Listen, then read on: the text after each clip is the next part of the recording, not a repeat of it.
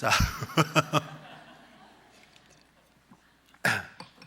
오늘 그 선교 소식을 전해서 시간이 이제 제한되기 때문에 마음은 급하고 근데 그래도 조금 드릴 말씀을 좀 드려야 될 것 같았어요.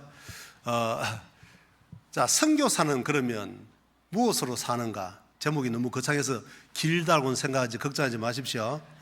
최대한 빨리 끝내겠습니다.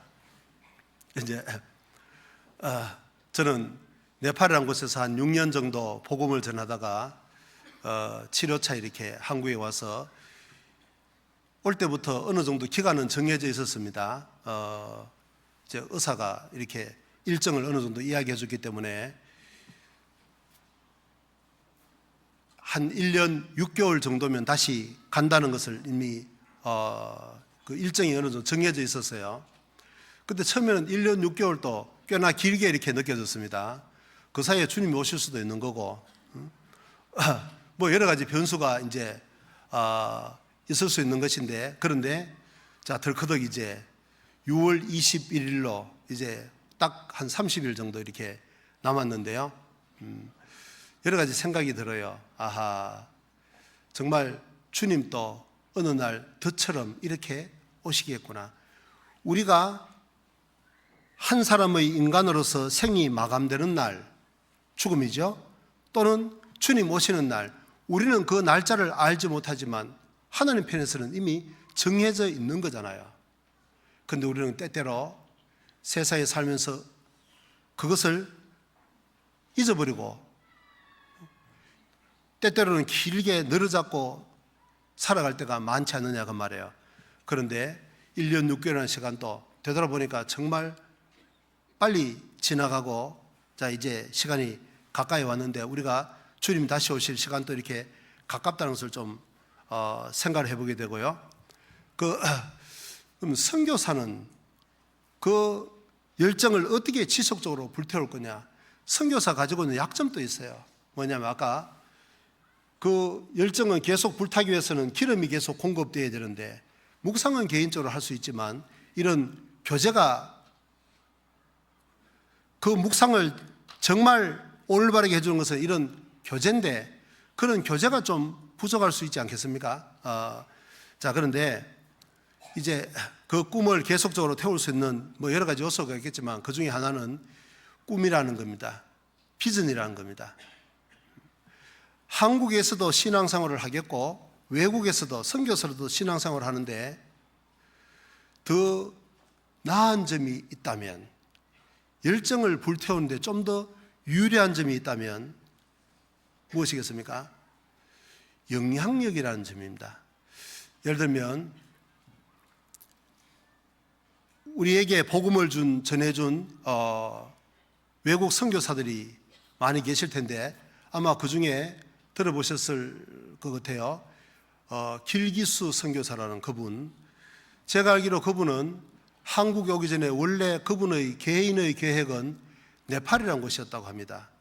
네팔에 가기 위해서 한 4년 정도 언어를 공부를 하고 준비를 했는데 하나님께서 그 길을 막으시고 이쪽으로 옮겨서 이제 한국에 복음을 전했는데, 지금 만약에 그분이 한국을 오지 않고 네팔을 갔더라면, 네팔을 가는 것이 정말 주님의 뜻이었더라면 제가 생각할 때는 지금 현재 한국의 모습과 네팔의 모습이 완전히 바뀌었을 수 있다고 생각합니다.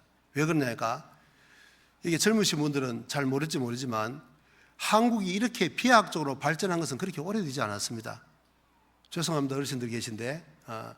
저는 제가 고향에서 이 전기불을 본 것은 중학교 3학년 때 처음이었습니다. 그전에는 호롱불 켜고 그 밑에서 책을 봤는데 중학교 3학년 되니까 드디어 우리 마을에도 전기가 들어왔더라고요. 여러분 생각해 보십시오. 새마을 운동을 하기 전에 한 1960년대하고 지금하고 한국의 발전상을 생각하면 어떻겠습니까? 그야말로 비약적이죠. 저 엄청난 도로망들, 건물, 자동차, 공장, 차량, 하늘을 나르는 비행기, 이런 걸 그때하고 지금하고 불과 몇십 년 전인데 이렇게 경제로 비약적으로 성장한 것을 돈으로 환산한다면 얼마쯤 될 것 같습니까? 천문학적이겠죠. 왜 이런 말씀 드리냐니까 지금 네팔의 실정이 꼭 제가 어렸을 때 경험했던 그런 환경이라는 겁니다. 제가 2011년 12월 달에 네팔에 들어갔는데 그때 갔더니 그 수도 카트만두에 정전이 16시간 정도 되었습니다. 아무도 안 놀라시네. 뭐 정전이 무엇인지 혹시 아세요?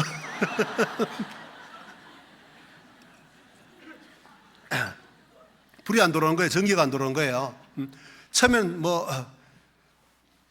뭐죠? 세탁기 뭐 밥솥 갖고 왔는데 하나도 작동이 안 돼요. 다 고장난 줄 알았습니다. 나중에 전기 샌데 보니까 다 되더라고. 정전도 많이 되고 전력도 너무 약해서 작동이 안 되는 경우예요. 생각해 보세요. 일국의 수도가 그 정도면 저 시골 지역에 가면 훨씬 더 열악하겠죠. 저희들이 하는 일은 그렇게 크게 느끼지 않을 줄 몰라요. 저희들이 그리고 그분들을 도와준다고 해봐야 물질적으로 몇 사람에게 얼마를 도와주겠냐 그 말이에요. 거의 영향력이 없을 겁니다. 그러나 이 복음이 들어가서 정말 그 나라의 복음이 본격적으로 한국처럼 전해진다면 그 나라도 틀림없이 비약적으로 발전하라고 저는 확신합니다. 그럼 왜 그러냐니까 꼭 우리나라뿐만 아니라 세계 역사가 그걸 입증을 하는 겁니다. 세계사에 가장 큰 영향을 준 사건 가운데 하나는 학자들은 마르틴 루터의 종교개혁으로 꼽습니다. 1517년 그 종교개혁이 시작됐는데 그것이 시작되면서 1000년 이상 유지되었던 중세 봉건주의가 완전히 다 무너지고 왕권 신수설이는 뭐 그런 황당한 이론들이 다 무너지고 민주주의 토대가 되었습니다. 그리고 이제 영국에 그 복음이 들어갔습니다. 영국이 그전에는 유럽의 주류가 결단코 아니었습니다. 유럽 입장에서, 주류 입장에서는 유럽의 주류는 프랑스, 이탈리아, 스페인, 네덜란드, 독일 이런 나라들인데 그런 나라를 볼 때는 영국은 사실 저 변방의 야만 국가였습니다. 그런데 어떻게 해서 영국이 해가 지지 않는 나라가 되었느냐? 빅토르 위고라는 프랑스의 유명한 그 작가가 있죠.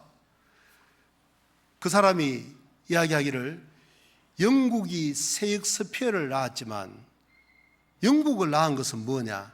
성경이다. 그렇게 이야기했습니다. 완전한 야만 국가에서 그렇게 세계 인류 국가로 탈바꿈을 한 근본 원동력이 바로 성경이라는 겁니다. 복음이 전해지고 복음이 들어가니까 그 바뀐 겁니다. 그리고 영국의 청교도들이 세운 나라가 바로 미국이라는 나라잖아요. 한 20년 전입니까? 그 미국 대통령과 멕시코 대통령이 정상회담을 할 때 멕시코 대통령이 했던 유명한 말이 있습니다. 당신들 조상들은, 우리 조상들은 황금을 찾아서 이 나라를 개척을 했고 당신 조상들은 신앙의 자유를 찾아서 왔다 그 말이에요. 처음에는 멕시코는 황금이 발굴되는 나라이기 때문에 아주 부유했고 거기에 비하면 미국은 정말 가난한 나라였는데 이 복음으로 시작됐기 때문에 세월이 흐르니까 엄청나게 달라졌다는 겁니다. 멕시코는 세계 최빈국 중에 하나가 되었고 미국은 세계 최인류 국가가 되었다는 거예요. 영국이 그랬고 미국이 그랬고 세계사가 바뀌었고 한국은 어떻습니까? 한국은 1970년대 중반까지는 북한이 한국보다 실제로 잘 살았다고 합니다. 왜?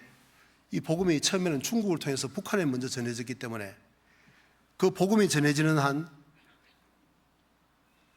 하나님께서 그 복음을 뒷받침하기 위해서 경제적으로 축복을 해주셨던 겁니다. 그런데 공산 정권이 들어서서 그 복음을 막아버리니까 어떻습니까? 완전히 역전되어 버렸습니다. 제가 네팔에 가서 보면 한국이 잘 사는 것이 전혀 이해가 되지 않습니다. 국토가 넓으냐, 부존 자원이 많으냐, 뭐 변변하게 내세울 만한 것이 거의 없지 않습니까? 뭐 학자들은 한국 사람들이 그 근면하고 부지런하고 뭐 명석한 두뇌가 그런데 그거 다 뜬구름 잡는 이야기입니다. 아니 그렇게 부지런하고 명석한데 어떻게 해서 그래 중국 엉덩이에 깔려서 몇천 년 동안 조공이나 바치고 왕도 마음대로 못 세워가지고 결제나 받고 왜 그러냐 그 말이에요. 불과 요 짧은 요 시대밖에 아니지 않습니까? 복음입니다. 아까 우리가 그 요아스 왕이 이스라엘을 그 엘리사를 보고 이스라엘의 병거와 마병이여 그랬는데 실제로 지금 우리나라를 지키는 병거와 마병이 뭐겠습니까? 육군입니까? 미군입니까? 결국은 복음을 전하는 교회 아니겠습니까?